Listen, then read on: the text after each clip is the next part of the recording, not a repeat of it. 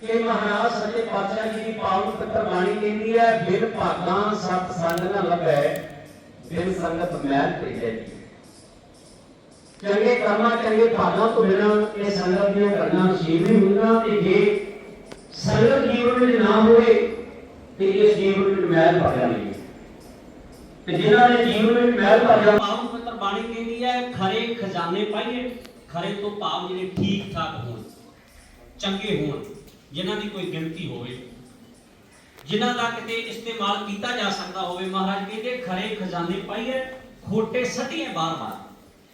खरियां दी गुरु दे घर दे विच कोई इज्जत है, कोई मान है, कोई सत्कार है।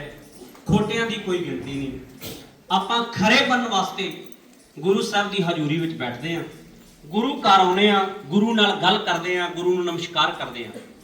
प्यारे विद्यार्थियों, मैं तुहाडे नाल एक विद्यार्थी होने के नाते विचारां की सांझ करांगा। मैं अज उस तरीके का इतिहास तुहाडे नाल नहीं बोलना, साझा करना। अज के समय दे विच कईयां जाण वालियां विचारां नूं, वार्तावां नूं चंगे तरीके दे नाल जान सकीए, पहचान सकीए, बुझ सकीए, ताकि सानू गुरु दे सिख होण दा महात्म पता लग सके ते गुरु ते साडा होर भी फकर ते मान बन जाए।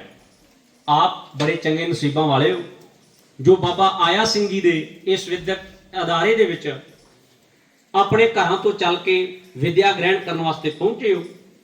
ये लाइफ, ये जिंदगी का पाठ साडे वाहिगुरु जी का खालसा, वाहिगुरु जी की फतेह।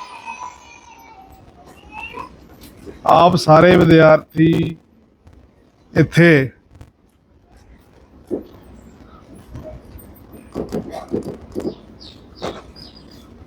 सिक्ख्या प्राप्त कर रहे हो। एक आम स्कूल वर्गा स्कूल नहीं है, बल्कि तुहाडी जीवन जाच बनाउण वाला स्कूल है। अज असी टैक्नोलॉजी के युग च जी रहे हैं, तो सारी टैक्नोलॉजी जिहड़ी है वो सानू माइक्रो लैवल ते लियाउण दी कोशिश कर रही है। असी जो कुछ अज वेख रहे हैं, इस सारा कुछ सानू इस वल प्रेरित कर रहा है कि असी इकट्ठ दे विचों निकल के इकल्लता दे विच जाइए। तुसी देख रहे हो कि पिछले समय दे विच जदों करोना आया सी, तां करोना काल दे समय एजुकेशन नूं ऑनलाइन प्रमोट करन दा बहुत यतन किया गया। तुसी अजे उम्र दे विच छोटे हो, तुसी देखो कि जदों तुसी स्कूल च आउंदे हो तां तुसी स्कूल दे विच आके अपने नाल दे सहकर्मियों दे नाल बैठ के विचार साझे करते हो, पढ़ते हो, खेडते हो, लिखते हो। एक दूजे तो असी बहुत कुछ सीखते हैं। लेकिन अज का जिहड़ा युग है, जिन्हों असी साइंटिफिक युग कहने आ, टैक्नोलॉजी का युग कहने आ, वो सानू क्लासरूम दे विचों कढ़ के ऑनलाइन नाल जोड़ना चाहुंदा है। ते ऑनलाइन नाल जुड़दियां होया असी इकल्ले बह के ही पढ़ना पसंद करते हैं, ते इकल्ले बह के ही अपनी अपणतव नूं, इकल्लता नूं ही मानना चाहुंदे आ। ये सब तो ही एक लॉन्ग रेंज दे विच बुरा पक्ष है। गुरबाणी तुसी सवेर तो सरवण कर रहे हो, तुसी शब्द कीर्तन भी सुनिया, तुसी रागी ਸਿੰਘਾਂ को वार भी सुनी है, कविश्री भी सुनी है। असी जदों गुरु नानक देव जी महाराज का जीवन पढ़ते हैं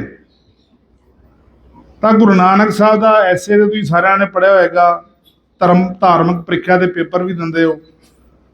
कुछ तुहाडे चों विद्यार्थी पत्रकार कोर्स के पेपर दिंदे होणगे। तो गुरु नानक साहब का जीवन जदों असीं वेखदे आ तो गुरु नानक साहब के जीवन के आरंभता तो ही उन्होंने जीवन के तो सानू सिक्ख्या मिलनी आरंभ हो जाती है। ਗੁਰੂ ਨਾਨਕ ਸਾਹਿਬ ਦਾ ਜੀਵਨ ਜਦੋਂ ਅਸੀਂ ਪੜ੍ਹਦੇ ਹਾਂ ਤਾਂ ਅਸੀਂ ਦੇਖਦੇ ਹਾਂ ਗੁਰੂ ਸਾਹਿਬ ਬਚਪਨ ਦੇ ਵਿੱਚ ਉਹ ਪਾਂਧੇ ਪਾਸ ਪੜ੍ਹਨ ਗਏ, ਲੇਕਿਨ ਸਾਨੂੰ ਆਮ ਤੌਰ 'ਤੇ ਬਾਹਰੋਂ ਇਹ ਦੱਸਿਆ ਜਾਂਦਾ ਹੈ ਕਿ ਜਦੋਂ ਗੁਰੂ ਸਾਹਿਬ ਪਾਂਧੇ ਕੋਲ ਪੜ੍ਹਨ ਗਏ ਤਾਂ ਗੁਰੂ ਸਾਹਿਬ ਨੇ ਪਾਂਧੇ ਨੂੰ ਪੜ੍ਹਾ ਦਿੱਤਾ। ਮੌਲਵੀ ਕੋਲ ਪੜ੍ਹਨ ਗਏ, ਮੌਲਵੀ ਨੂੰ ਪੜ੍ਹਾ ਦਿੱਤਾ। ਲੇਕਿਨ ਜਦੋਂ ਅਸੀਂ ਗੁਰੂ ਸਾਹਿਬ ਦਾ ਜੀਵਨ ਦੇਖਦੇ ਹਾਂ, ਤੁਹਾਨੂੰ ਸਾਰੇ ਬੱਚਿਆਂ ਨੂੰ ਪਤਾ ਹੋਣਾ ਕਿ ਗੁਰੂ ਸਾਹਿਬ ਨੇ ਆਪਣੇ ਜੀਵਨ ਦੇ ਵਿੱਚ 4 ਉਦਾਸੀਆਂ ਕੀਤੀਆਂ, ਜਿਨ੍ਹਾਂ ਨੂੰ ਅਸੀਂ ਪ੍ਰਚਾਰ ਯਾਤਰਾਵਾਂ ਵੀ ਕਹਿੰਦੇ ਹਾਂ, ਉਦਾਸੀਆਂ ਵੀ ਕਹਿੰਦੇ ਹਾਂ। ਜਦੋਂ ਅਸੀਂ ਗੁਰੂ ਸਾਹਿਬ ਦਾ ਪ੍ਰਚਾਰ ਯਾਤਰਾਵਾਂ ਤੇ ਨਿਗਾਹ ਮਾਰਦੇ ਹਾਂ ਤਾਂ ਅਸੀਂ ਦੇਖਦੇ ਹਾਂ ਕਿ ਗੁਰੂ ਸਾਹਿਬ ਹਰੇਕ ਉਸ ਅਸਥਾਨ ਤੇ ਗਏ ਜੋ ਉਸ ਸਮੇਂ ਉਸ ਵੇਲੇ ਦੀ ਸਭ ਤੋਂ ਜ਼ਿਆਦਾ ਐਜੂਕੇਸ਼ਨ ਦੇ ਪੱਖੋਂ ਪ੍ਰਸਿੱਧ ਥਾਂ ਸੀ। ਉਹ ਚਾਹੇ ਕੁਰੂਕਸ਼ੇਤਰ ਹੋਵੇ, ਚਾਹੇ ਹਰਿਦੁਆਰ ਹੋਵੇ, ਚਾਹੇ ਬਨਾਰਸ ਹੋਵੇ, ਚਾਹੇ ਮੱਕਾ ਹੋਵੇ, ਚਾਹੇ ਬਗਦਾਦ ਹੋਵੇ, ਚਾਹੇ ਜੈਨੀਆਂ ਦਾ ਮਾਊਂਟ ਆਬੂ ਰਾਜਸਥਾਨ ਦੇ ਵਿੱਚ ਥਾਂ ਹੈ, ਉੱਥੇ ਗੁਰੂ ਸਾਹਿਬ ਗਏ। ਇਹ ਅੱਡ ਅੱਡ ਧਰਮਾਂ ਦੇ ਜਿਹੜੇ ਸਕਾਲਰ ਸਨ, ਜਿਹੜੇ ਵਿਦਵਾਨ ਸਨ, ਜਿਹੜੇ ਪੰਡਤ ਰਿਸ਼ੀ ਮੁਨੀ ਬੈਠ ਕੇ ਜਿੱਥੇ ਧਰਮ ਬਾਰੇ ਗੱਲ ਕਰਦੇ ਸਨ, ਗੁਰੂ ਨਾਨਕ ਸਾਹਿਬ ਉਸ ਸਥਾਨ ਤੇ ਗਏ। ਉਹਨਾਂ ਨੇ ਉੱਥੋਂ ਦੇ ਵਿਦਵਾਨ ਸੱਜਣਾਂ ਦੇ ਨਾਲ ਚਰਚਾ ਕੀਤੀ ਤੇ ਚਰਚਾ ਕਰਕੇ ਉਹਨਾਂ ਸਾਰਿਆਂ ਨੂੰ ਜੀਵਨ ਜਾਚ ਦੱਸੀ ਕਿ ਤੁਸੀਂ ਜਿਵੇਂ ਜੀਵਨ ਦੇ ਵਿੱਚ ਆਪਣੇ ਸਿਧਾਂਤ ਚਲਾ ਰਹੇ ਹੋ, ਇਹ ਸਿਧਾਂਤ ਪਰਮਾਤਮਾ ਦੇ ਰਸਤੇ ਦੇ ਵਿੱਚ ਮੰਨਣਯੋਗ ਨਹੀਂ ਹਨ। ਉਦਾਹਰਣ ਵਜੋਂ ਅਸੀਂ ਜਾਣਦੇ ਹਾਂ ਕੁਰੂਕਸ਼ੇਤਰ ਜਦੋਂ ਗੁਰੂ ਨਾਨਕ ਦੇਵ ਜੀ ਗਏ ਤਾਂ ਗੁਰੂ ਸਾਹਿਬ ਨੇ ਸੂਰਜ ਗ੍ਰਹਿਣ ਲੱਗਾ ਹੋਇਆ ਸੀ, ਤਾਂ ਗੁਰੂ ਸਾਹਿਬ ਨੇ ਕੁਰੂਕਸ਼ੇਤਰ ਦੇ ਥਾਂ ਤੇ ਅੰਨ ਪਕਾਇਆ। ਜਦੋਂ ਅੰਨ ਰਿੱਧਾ, ਧੂੰਆਂ ਉੱਠਿਆ ਤੇ ਜਿਹੜੇ ਪੰਡਤ ਉਸ ਸਮੇਂ ਦੇ ਸਨ, ਜਿਹੜੇ ਉਸ ਸਮੇਂ ਦੇ ਧਰਮ ਦੇ ਆਗੂ ਸਨ, ਉਹ ਸਾਰੇ ਭੱਜੇ ਆਏ ਕਿ ਇਹ ਕਿਹੜਾ ਆਦਮੀ ਹੈ ਜਿਹਨੇ ਗ੍ਰਹਿਣ ਦੇ ਸਮੇਂ ਅੱਗ ਬਾਲ ਦਿੱਤੀ ਹੈ। ਗ੍ਰਹਿਣ ਦੇ ਸਮੇਂ ਅੱਗ ਬਾਲਣਾ ਇੱਕ ਬਹੁਤ ਹੀ ਗਲਤ ਕਰਮ ਮੰਨਿਆ ਜਾਂਦਾ ਸੀ। ਸੋ ਗੁਰੂ ਸਾਹਿਬ ਨੇ ਉੱਥੇ ਅੰਨ ਪਕਾਇਆ। ਜਦੋਂ ਪੰਡਿਤ ਆਏ ਤੇ ਪੰਡਤਾਂ ਦੇ ਨਾਲ ਗੁਰੂ ਸਾਹਿਬ ਦੀ ਚਰਚਾ ਹੋਈ ਤਾਂ ਉਹ ਗੁਰੂ ਸਾਹਿਬ ਦੇ ਅੱਗੇ ਨਿਰੁੱਤਰ ਹੋਏ। ਇਸ ਤੋਂ ਅਗਲੀ ਘਟਨਾ ਦੀ ਜੇਕਰ ਅਸੀਂ ਸੀਮਤ ਸ਼ਬਦਾਂ 'ਚ ਮੈਂ ਜ਼ਿਕਰ ਕਰਾਂ, ਗੁਰੂ ਸਾਹਿਬ ਹਰਿਦੁਆਰ ਜਾਂਦੇ ਨੇ। ਹਰਿਦੁਆਰ ਜਾ ਕੇ ਸਾਰੇ ਜਿਹੜੇ ਬ੍ਰਾਹਮਣ ਕਰਮ ਕਰਦੇ ਨੇ ਲੋਕ, ਹਿੰਦੂ ਨੇ, ਉਹ ਸੂਰਜ ਨੂੰ ਪਾਣੀ ਦੇ ਰਹੇ ਨੇ। ਗੁਰੂ ਸਾਹਿਬ ਸੂਰਜ ਨੂੰ ਪਾਣੀ ਦੇਣ ਦੀ ਬਜਾਏ ਕਰਤਾਰਪੁਰ ਵੱਲ, ਆਪਣੇ ਨਨਕਾਣਾ ਸਾਹਿਬ ਵੱਲ ਪਾਣੀ ਦੇਣਾ ਆਰੰਭ ਕਰ ਦਿੰਦੇ ਨੇ। ਪੰਡਤ ਸਵਾਲ ਕਰਦੇ ਨੇ ਕਿ ਅਸੀਂ ਤਾਂ ਸੂਰਜ ਨੂੰ ਪਾਣੀ ਦੇ ਰਹੇ ਹਾਂ, ਤੁਸੀਂ ਕਿਹਨੂੰ ਪਾਣੀ ਦੇ ਰਹੇ ਹੋ?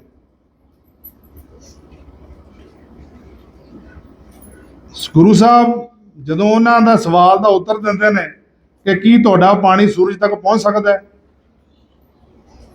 ਉਹ ਕਹਿੰਦੇ ਪਹੁੰਚਦਾ ਹੈ। ਸਾਡੇ ਵੇਦ ਕਹਿੰਦੇ ਨੇ ਕਿ ਪਾਣੀ ਸਾਡੇ ਪਿਤਰਾਂ ਤੱਕ ਪਹੁੰਚਦਾ ਹੈ, ਸੂਰਜ ਤੱਕ ਪਹੁੰਚਦਾ ਹੈ। ਤਾਂ ਗੁਰੂ ਸਾਹਿਬ ਕਹਿੰਦੇ ਕਿ ਇਹ ਪਾਣੀ ਫਿਰ ਮੈਂ ਆਪਣੀਆਂ ਪੈਲੀਆਂ ਨੂੰ ਦੇ ਰਿਹਾ। ਕਹਿੰਦੇ ਕਮਾਲ ਦੀ ਗੱਲ ਹੈ, ਇਹ ਪਾਣੀ ਤੁਹਾਡੀਆਂ ਪੈਲੀਆਂ ਤੱਕ ਕਿਵੇਂ ਪਹੁੰਚ ਸਕਦਾ ਹੈ? ਤੇ ਗੁਰੂ ਸਾਹਿਬ ਦਾ ਉੱਤਰ ਸੀ ਅੱਗੋਂ ਕਿ ਜੇ ਮੇਰਾ ਪਾਣੀ ਮੇਰੀਆਂ ਪੈਲੀਆਂ ਤੱਕ ਨਹੀਂ ਪਹੁੰਚ ਸਕਦਾ ਤੇ ਤੁਹਾਡਾ ਪਾਣੀ ਦਿੱਤਾ ਹੋਇਆ ਸੂਰਜ ਤੱਕ ਕਿਵੇਂ ਪਹੁੰਚ ਸਕਦਾ? ਹੁਣ ਮੈਂ ਤੁਹਾਨੂੰ 2 ਉਦਾਹਰਨਾਂ ਗੁਰੂ ਨਾਨਕ ਸਾਹਿਬ ਦੇ ਜੀਵਨ 'ਚੋਂ ਦਿੱਤੀਆਂ ਨੇ। ਇਹ ਸਾਨੂੰ ਇਹ ਗੱਲ ਸਪਸ਼ਟ ਕਰਦੀਆਂ ਨੇ ਕਿ ਗੁਰੂ ਨਾਨਕ ਸਾਹਿਬ ਜਿਸ ਜਗ੍ਹਾ ਤੇ ਗਏ, ਉੱਥੋਂ ਦੇ ਵਿਦਵਾਨਾਂ ਦੇ ਨਾਲ ਉਹਨਾਂ ਨੇ ਚਰਚਾ ਕੀਤੀ, ਡਿਬੇਟ ਕੀਤੀ, ਉਹਨਾਂ ਦੇ ਨਾਲ ਬਹਿਸ ਕੀਤੀ ਕਿ ਜਿਨ੍ਹਾਂ ਸਿਧਾਂਤਾਂ 'ਤੇ ਤੁਸੀਂ ਚੱਲ ਰਹੇ ਹੋ ਉਹ ਸਿਧਾਂਤ ਥੋਥੇ ਹਨ, ਉਹਨਾਂ ਦਾ ਕੋਈ ਮਤਲਬ ਨਹੀਂ ਹੈ। ਗੁਰੂ ਨਾਨਕ ਸਾਹਿਬ ਦੁਆਰਾ ਅਜਿਹਾ ਸਿਧਾਂਤ ਸਾਡੇ ਸਾਹਮਣੇ ਰੱਖਣਾ ਇਹ ਸਪਸ਼ਟ ਕਰਦਾ ਸੀ ਕਿ ਧਰਮ ਕੋਈ ਕੇਵਲ ਮੰਨਣਯੋਗ ਚੀਜ਼ ਨਹੀਂ ਹੈ ਕਿ ਜੋ ਤੁਹਾਨੂੰ ਦੱਸ ਦਿੱਤਾ ਜਾਵੇ ਤੁਸੀਂ ਮੰਨਦੇ ਜਾਓ। ਜੇਕਰ ਉਹ ਸਿਧਾਂਤ ਤੁਹਾਨੂੰ ਕੋਈ ਸਿੱਖਿਆ ਨਹੀਂ ਦਿੰਦਾ, ਜੇਕਰ ਉਹ ਸਿਧਾਂਤ ਤੁਹਾਡੀ ਜੀਵਨ ਦੇ ਵਿੱਚ ਕੋਈ ਪ੍ਰੇਰਨਾ ਨਹੀਂ ਬਣਦਾ, ਤੁਹਾਡੇ ਜੀਵਨ ਦੇ ਵਿੱਚ ਕੋਈ ਤਬਦੀਲੀ ਨਹੀਂ ਲਿਆਉਂਦਾ, ਤਾਂ ਅਜਿਹੇ ਸਿਧਾਂਤ ਦਾ ਕੋਈ ਫਾਇਦਾ ਨਹੀਂ। ਇਹ ਇੱਕ ਗੱਲ ਹੋਰ ਸਪਸ਼ਟ ਕਰ ਦਿੰਦਾ ਹੈ ਕਿ ਕਦੇ ਵੀ ਤੁਸੀਂ ਜੇਕਰ ਤੁਹਾਡੀ 8ਵੀਂ ਜਮਾਤ ਦਾ ਬੱਚਾ ਹੈ, ਉਹ ਵਿਦਿਆਰਥੀ ਹੈ ਤੇ ਛੋਟੇ ਵਿਦਿਆਰਥੀ ਬੈਠੇ ਨੇ, ਸੀਨੀਅਰ ਵੀ ਬੈਠੇ ਹੋ, ਕਦੀ 8ਵੀਂ ਕਲਾਸ ਦਾ ਵਿਦਿਆਰਥੀ 12ਵੀਂ ਕਲਾਸ ਦੇ ਵਿਦਿਆਰਥੀ ਨਾਲ ਜਾ ਕੇ ਕੋਈ ਡਿਬੇਟ ਕਰ ਸਕਦਾ? ਤੁਸੀਂ ਸਾਰੇ ਵਿਦਿਆਰਥੀ ਹੋ, ਦੱਸੋ ਕਦੀ ਉਹ ਗੱਲ ਕਰ ਸਕੇ ਉਹਦੇ ਨਾਲ ਕਿਸੇ ਵਿਸ਼ੇ ਦੇ ਵੀ, ਭਾਵੇਂ ਤੁਹਾਡਾ ਇੰਗਲਿਸ਼ ਦਾ ਸਬਜੈਕਟ ਹੋਵੇ, ਪੰਜਾਬੀ ਦਾ ਹੋਵੇ, ਮੈਥ ਹੋਵੇ, ਸਾਇੰਸ ਹੋਵੇ, ਕੋਈ ਵੀ ਸਬਜੈਕਟ ਹੋਵੇ, ਕਿਸੇ ਵਿਸ਼ੇ ਤੇ ਵੀ ਉਹ ਗੱਲ ਨਹੀਂ ਕਰ ਸਕਦਾ। ਫਿਰ ਅਸੀਂ ਇਹ ਕਿਵੇਂ ਕਹਿ ਸਕਦੇ ਆ ਕਿ ਬਾਬਾ ਨਾਨਕ ਜਿਹੜੇ ਸਨ ਉਹਨਾਂ ਨੇ ਵਿੱਦਿਆ ਪ੍ਰਾਪਤ ਨਹੀਂ ਕੀਤੀ ਤੇ ਉਹਨਾਂ ਨੇ ਬਗੈਰ ਵਿੱਦਿਆ ਪ੍ਰਾਪਤ ਕਰਨ ਤੋਂ ਹੀ ਪੰਡਤਾਂ ਮੌਲਵੀਆਂ ਦੇ ਨਾਲ ਜਾ ਕੇ ਚਰਚਾ ਕੀਤੀ ਤੇ ਡਿਬੇਟ ਕੀਤੀ। ਗੁਰਬਾਣੀ ਸਾਨੂੰ ਦੱਸਦੀ ਹੈ ਕਿ ਗੁਰਬਾਣੀ 'ਚ ਬਾਣੀ 'ਚ ਲਿਖਿਆ, ਨਾਨਕ ਸੋਧੇ ਸਿਮਰਤ ਵੇਦ ਪਾਰ ਬ੍ਰਹਮ ਗੁਰ ਨਾਹੀ ਭੇਦ। ਗੁਰੂ ਨਾਨਕ ਸਾਹਿਬ ਨੇ ਸਿਮਰਤੀਆਂ ਵੇਦ ਜੋ ਸਨ ਉਹ ਸਾਰਿਆਂ ਦਾ ਬਹੁਤ ਗਹਿਨ ਐਨਾਲਿਸਿਸ ਕੀਤਾ ਸੀ। ਜਦੋਂ ਤੱਕ ਅਸੀਂ ਐਨਾਲਿਸਿਸ ਨਹੀਂ ਕਰਾਂਗੇ ਅਸੀਂ ਸਾਹਮਣੇ ਬੰਦੇ ਨਾਲ ਡਿਬੇਟ ਨਹੀਂ ਕਰ ਸਕਦੇ। ਸੋ ਗੁਰੂ ਨਾਨਕ ਸਾਹਿਬ ਨੇ ਅਧਿਐਨ ਕੀਤਾ, ਅਧਿਐਨ ਕਰਨ ਤੋਂ ਬਾਅਦ ਗੁਰੂ ਸਾਹਿਬ ਯਾਤਰਾਵਾਂ ਤੇ ਗਏ। ਯਾਤਰਾਵਾਂ ਤੇ ਜਾ ਕੇ ਉਹਨਾਂ ਨੇ ਵੱਖੋ ਵੱਖ ਉਸ ਸਮੇਂ ਦੇ ਰਿਸ਼ੀ ਮੁਨੀਆਂ ਨਾਲ, ਉਸ ਸਮੇਂ ਦੇ ਪਾਂਡਿਆਂ ਨਾਲ, ਉਸ ਸਮੇਂ ਦੇ ਮੌਲੀਆਂ ਨਾਲ ਵਿਚਾਰ ਚਰਚਾ ਕੀਤੀ। ਹੁਣ ਗੁਰੂ ਨਾਨਕ ਸਾਹਿਬ ਦੀ ਬਾਣੀ ਦੇ ਵਿੱਚੋਂ ਸਾਨੂੰ ਇਹ ਸਪਸ਼ਟ ਹੋ ਜਾਂਦਾ ਹੈ ਕਿ ਗੁਰੂ ਨਾਨਕ ਸਾਹਿਬ ਦੀ ਬਾਣੀ ਸਾਡੇ ਲਈ ਇੱਕ ਜੀਵਨ ਜਾਚ ਹੈ, ਸਾਡੇ ਲਈ ਇੱਕ ਪ੍ਰੇਰਨਾ ਸਰੋਤ ਹੈ।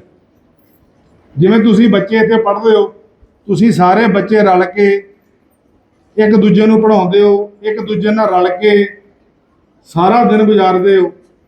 ਇਹ ਇੱਕ ਤਰ੍ਹਾਂ ਦੀ ਨਿਵੇਕਲੀ ਸਿੱਖਿਆ ਹੈ। ਆਮ ਸਕੂਲ ਦੇ ਬੱਚੇ ਸਕੂਲ ਜਾਂਦੇ ਨੇ, ਸਕੂਲੋਂ ਘਰ ਚਲੇ ਜਾਂਦੇ ਨੇ, ਲੇਕਿਨ ਤੁਸੀਂ ਇੱਥੇ ਆ ਕੇ ਸਾਰਾ ਦਿਨ ਬਿਤਾਉਂਦੇ ਹੋ, ਰਾਤ ਬਿਤਾਉਂਦੇ ਹੋ, ਪੜ੍ਹਦੇ ਹੋ, ਇਕੱਠੇ ਵਿਚਰਦੇ ਹੋ। ਅਜਿਹਾ ਸਿਸਟਮ ਦੁਨੀਆ ਦੇ ਵਿੱਚੋਂ ਖਤਮ ਕੀਤਾ ਜਾ ਰਿਹਾ। ਮੈਂ ਤੁਹਾਨੂੰ ਪਹਿਲਾਂ ਵੀ ਗੱਲ ਕੀਤੀ, ਇਹ ਬਹੁਤ ਹੀ ਮੰਦਭਾਗਾ ਹੈ। ਇਹਦੇ ਵਿੱਚ ਨਿਊਕਲੀਅਰ ਫੈਮਲੀਜ਼ ਕ੍ਰੀਏਟ ਹੋ ਰਹੀਆਂ ਨੇ ਤੇ ਨਿਊਕਲੀਅਰ ਫੈਮਲੀਜ਼ ਦੇ ਵਿੱਚ ਸੁਸਾਈਡਲ ਥਾਟਸ ਉਤਪੰਨ ਹੁੰਦੇ ਨੇ। ਜਦੋਂ ਬੰਦਾ ਇਕੱਲਤਾ ਦੇ ਵਿੱਚ ਹੁੰਦਾ ਹੈ ਉਹ ਸੁਸਾਈਡ ਵੱਲ ਜਾਂਦਾ ਹੈ, ਉਹ ਡਿਪਰੈਸ਼ਨ 'ਚ ਜਾਂਦਾ ਹੈ, ਉਹ ਸਟ੍ਰੈਸ 'ਚ ਜਾਂਦਾ ਹੈ। ਲੇਕਿਨ ਗੁਰੂ ਸਾਹਿਬ ਦੀ ਸਿੱਖਿਆ ਸਾਨੂੰ ਕੀ ਦੱਸਦੀ ਹੈ ਕਿ ਰੋਜ਼ਾਨਾ ਸੰਗਤ ਕਰੋ, ਰੋਜ਼ਾਨਾ ਇਕੱਠੇ ਬੈਠ ਕੇ ਰੱਬ ਦਾ ਨਾਮ ਜਪੋ, ਰੋਜ਼ਾਨਾ ਸੰਗਤ ਵਿੱਚ ਜਾ ਕੇ ਸੇਵਾ ਕਰੋ। ਇਹ ਸਿੱਖਿਆ ਸਾਨੂੰ ਗੁਰੂ ਨਾਨਕ ਸਾਹਿਬ ਦੀ ਬਾਣੀ ਦਿੰਦੀ ਹੈ। ਸੋ ਇਹ ਤੁਹਾਡਾ ਜਿਹੜਾ ਇੱਕ ਤੁਸੀਂ ਜਿੱਥੇ ਪੜ੍ਹ ਰਹੇ ਹੋ, ਇਹ ਇਸ ਤਰ੍ਹਾਂ ਦਾ ਇੱਕ ਇੰਸਟੀਟਿਊਸ਼ਨ ਹੈ ਜਿਹੜਾ ਤੁਹਾਨੂੰ ਪੜ੍ਹਾਈ ਦੇ ਨਾਲ ਨਾਲ ਜੀਵਨ ਜਾਚ ਵੀ ਦੱਸਦਾ ਹੈ। ਜਦੋਂ ਅਸੀਂ ਗੁਰਬਾਣੀ ਪੜ੍ਹਦੇ ਹਾਂ ਤਾਂ ਗੁਰਬਾਣੀ ਦੇ ਵਿੱਚ ਸਾਨੂੰ ਇਹ ਸਿੱਖਿਆਵਾਂ ਮਿਲਦੀਆਂ ਨੇ, ਲੇਕਿਨ ਸਮਾਂ ਇੰਨੀ ਤੇਜ਼ੀ ਨਾਲ ਤਬਦੀਲ ਹੋ ਰਿਹਾ ਹੈ ਕਿ ਇਹਨਾਂ ਸਾਰੇ ਕੁਝ ਨੂੰ ਖਤਮ ਕਰ ਦੇਣਾ ਚਾਹੁੰਦਾ। ਇਸੇ ਕਾਰਨ ਹੀ ਤੁਹਾਡੇ ਹੱਥਾਂ ਦੇ ਵਿੱਚ ਮੋਬਾਈਲ ਫੜਾਏ ਜਾ ਰਹੇ ਨੇ, ਇਸੇ ਕਾਰਨ ਹੀ ਤੁਹਾਡੇ ਹੱਥਾਂ ਦੇ ਵਿੱਚ ਟੈਬਸ ਫੜਾਈਆਂ ਜਾ ਰਹੀਆਂ ਨੇ ਕਿ ਤੁਸੀਂ ਇਕੱਲੇ ਬੈਠ ਕੇ ਪੜ੍ਹਨਾ ਸਿੱਖੋ, ਤੁਸੀਂ ਇਕੱਲੇ ਰਹੋ, ਨਿਊਕਲੀਅਰ ਫੈਮਿਲੀ ਵੱਲ ਜਾਓ, ਮਾਈਕਰੋ ਫੈਮਲੀਜ਼ ਵੱਲ ਜਾਓ। ਗੁਰੂ ਨਾਨਕ ਸਾਹਿਬ ਦੀ ਬਾਣੀ, ਅਸੀਂ ਜਪਜੀ ਸਾਹਿਬ ਦਾ ਪਾਠ ਸਾਰੇ ਕਰਦੇ ਹਾਂ, ਸਾਡਾ ਨਿਤਨੇਮ ਦਾ ਹਿੱਸਾ ਅਸੀਂ ਕਰਦੇ।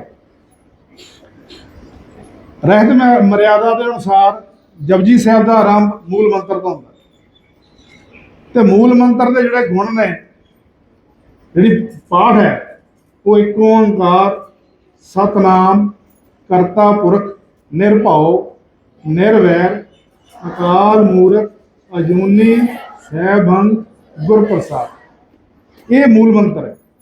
ਤਾਂ ਮੂਲ ਮੰਤਰ ਦੇ ਵਿੱਚ ਪਰਮਾਤਮਾ ਦੇ ਗੁਣ ਗੁਰੂ ਨਾਨਕ ਸਾਹਿਬ ਬਿਆਨ ਕਰਦੇ ਨੇ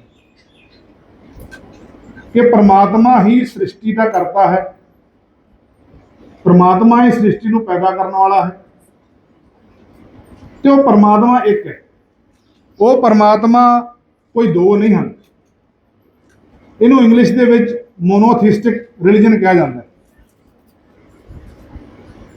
ਸਿੱਖ ਧਰਮ ਦੁਨੀਆ ਦਾ ਮੋਨੋਥੀਸਟਿਕ ਰਿਲੀਜਨ ਹੈ ਜਿਹੜਾ ਕੇਵਲ ਇੱਕ ਰੱਬ ਨੂੰ ਮੰਨਦਾ ਹੈ, ਕਿਸੇ ਅਵਤਾਰ ਨੂੰ ਨਹੀਂ ਮੰਨਦਾ, ਕਿਸੇ ਪੈਗੰਬਰ ਨੂੰ ਨਹੀਂ ਮੰਨਦਾ।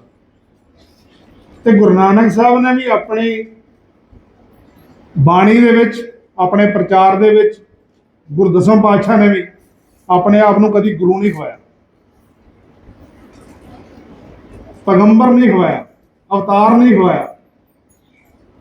ਬਲਕਿ ਗੁਰੂ ਦਸਮ ਪਾਤਸ਼ਾਹ ਕਹਿੰਦੇ ਨੇ, ਮੈਂ ਹਾਂ ਪਰਮ ਪੁਰਖ ਉਦਾਸਾ, ਦੇਖਣ ਆਇਓ ਜਗਤ ਤਮਾਸਾ। ਗੁਰੂ ਨਾਨਕ ਸਾਹਿਬ ਮੂਲ ਮੰਤਰ ਦੇ ਵਿੱਚ ਸਾਨੂੰ ਸਪਸ਼ਟ ਕਰਦੇ ਨੇ ਕਿ ਪਰਮਾਤਮਾ ਇੱਕ ਹੈ ਤੇ ਸ੍ਰਿਸ਼ਟੀ ਦਾ ਕਰਤਾ, ਸ੍ਰਿਸ਼ਟੀ ਦਾ ਰਚਨਹਾਰ ਵੀ ਉਹੀ ਹੈ। ਉਹ ਸਤਨਾਮ ਹੈ, ਕਰਤਾ ਪੁਰਖ ਹੈ, ਨਿਰਭਉ ਹੈ, ਨਿਰਵੈਰ ਹੈ, ਅਕਾਲ ਮੂਰਤ ਹੈ, ਸਮੇਂ ਤੋਂ ਪਰੇ। ਉਹ ਤੇ ਸਮੇਂ ਦਾ ਕੋਈ ਪ੍ਰਭਾਵ ਨਹੀਂ ਹੈ। ਅਸੀਂ ਜੰਮਦੇ ਹਾਂ, ਜਵਾਨੀ 'ਚ ਆਉਂਦੇ ਹਾਂ, ਬੁੱਢੇ ਹੋ ਜਾਂਦੇ ਹਾਂ, ਲੇਕਿਨ ਪਰਮਾਤਮਾ ਦੇ ਉੱਪਰ ਸਮੇਂ ਦਾ ਕੋਈ ਪ੍ਰਭਾਵ ਨਹੀਂ ਹੈ। ਸਮੇਂ ਦੇ ਪ੍ਰਭਾਵ ਤੋਂ ਮੁਕਤ ਹੈ। ਪਰਮਾਤਮਾ ਟਾਈਮ ਐਂਡ ਸਪੇਸ ਤੋਂ ਮੁਕਤ ਹੈ। ਉਹਦਾ ਕੋਈ ਆਕਾਰ ਨਹੀਂ ਹੈ। ਉਹ ਕਿਸੇ ਆਕਾਰ ਦੇ ਵਿੱਚ ਬੰਨਿਆ ਨਹੀਂ ਜਾ ਸਕਦਾ। ਉਹ ਸਪੇਸ ਤੋਂ ਮੁਕਤ ਹੈ, ਉਹ ਆਕਾਰ ਤੋਂ ਮੁਕਤ ਹੈ, ਉਹ ਟਾਈਮ ਤੋਂ ਮੁਕਤ ਹੈ। ਗੁਰੂ ਨਾਨਕ ਸਾਹਿਬ ਸਾਨੂੰ ਅੱਗੇ ਦੱਸਦੇ ਨੇ ਕਿ ਉਹ ਸਹਿਭੰਗ ਰੂਪ ਹੈ। ਉਹ ਆਪਣੇ ਆਪ ਤੋਂ ਪ੍ਰਕਾਸ਼ਮਾਨ ਹੈ। ਉਹਨੇ ਧਰਤੀਆਂ ਪੈਦਾ ਕਰਨ ਲੱਗਿਆ ਜਾਂ ਯੂਨੀਵਰਸ ਕ੍ਰੀਏਟ ਕਰਨ ਲੱਗਿਆ ਕੁਝ ਬਾਹਰੋਂ ਨਹੀਂ ਲਿਆ, ਉਹ ਆਪਣੇ ਆਪ ਤੋਂ ਪੈਦਾ ਕਰਦਾ। ਇਹਦੇ ਬਾਰੇ ਜਦੋਂ ਅਸੀਂ ਜਪਜੀ ਸਾਹਿਬ 'ਚ ਪੜ੍ਹਦੇ ਹਾਂ, ਅਸੀਂ ਰੋਜ਼ ਇੱਕ ਗੱਲ ਕਹਿੰਦੇ ਆ, ਲੇਕਿਨ ਅਸੀਂ ਜਪਜੀ ਸਾਹਿਬ ਪੜ੍ਹਦੇ ਹਾਂ ਕਦੀ ਉਸ ਗੱਲ ਤੇ ਧਿਆਨ ਨਹੀਂ ਦਿੰਦੇ। ਅਸੀਂ ਰੋਜ਼ ਇਹ ਦੱਸਦੇ ਹਾਂ ਕਿ ਗੁਰੂ ਇਹ ਸਾਰਾ ਯੂਨੀਵਰਸ ਕਿਵੇਂ ਬਣਿਆ। ਜਦੋਂ ਅਸੀਂ ਜਪਜੀ ਸਾਹਿਬ 'ਚ ਪੜ੍ਹਦੇ ਹਾਂ, ਕੀਤਾ ਪਸਾਓ ਏਕੋ ਕਵਾਓ, ਤਿਸਤੇ ਹੋਏ ਲੱਖ ਦਰਿਆਓ। ਇਹ ਸਾਰਾ ਪਸਾਰਾ ਜਿਹੜਾ ਪਸਰਿਆ ਹੈ, ਇਹ ਯੂਨੀਵਰਸ ਜਿਹੜਾ ਹੈ, ਮੰਨ ਲਓ ਅਸੀਂ ਆਪਣੇ ਯੂਨੀਵਰਸ ਦੀ ਗੱਲ ਕਰਦੇ ਹਾਂ, ਗਲੈਕਸੀ ਦੀ ਗੱਲ ਕਰਦੇ ਹਾਂ, ਤਾਂ ਇੱਕ ਸੂਰਜ ਹੈ, ਪਲੈਨਟਸ ਨੇ, ਕਿੰਨੇ ਤਾਰੇ ਨੇ, ਇਹ ਸਾਰੇ ਜਿਹੜੇ ਨੇ ਕੀਤਾ ਪਸਾਓ ਏਕੋ ਕਵਾਓ, ਇਹ ਜਿੰਨਾ ਪਸਾਰਾ ਪਸਰਿਆ ਹੈ ਉਹ ਕੇਵਲ ਇੱਕ ਸ਼ਬਦ ਕਹਿਣ ਦੇ ਨਾਲ ਪਸਰਿਆ।